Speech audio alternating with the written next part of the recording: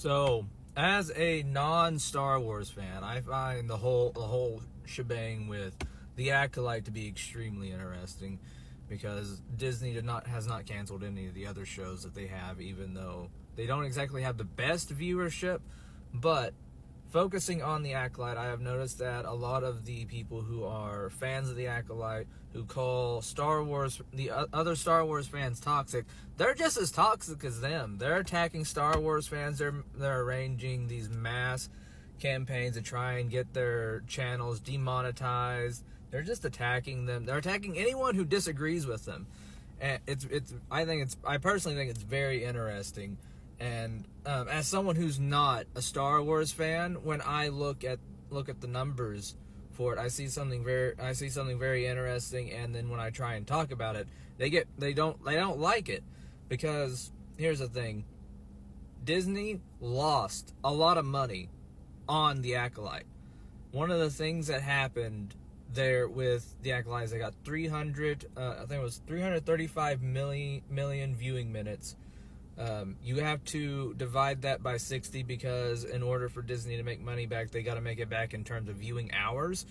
So that ends up being like 5.9 million viewing hours. And then you got to times that by 30 cents, because a viewing hour is worth 30. It's like between 30 cents at one point, or 19 cents is what Netflix was doing at some point. In terms of viewing hours, and that comes to be like $1.8 million for an episode that took north of $20 million to make.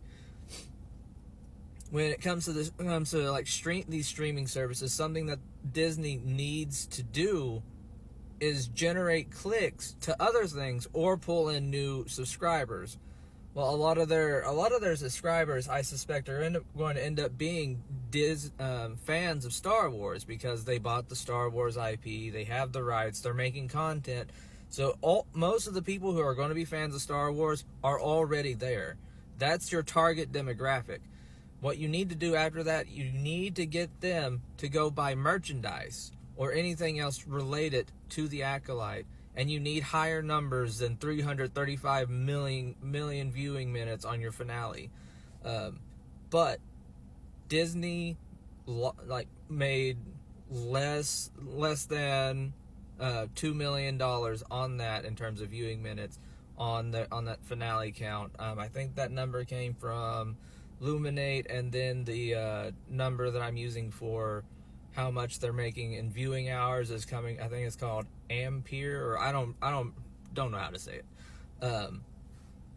And then Disney pulled their merchandise, and that's the place where they need to be making money, and they just pulled it. They pulled their merchandise. They're no longer, they can't make money then.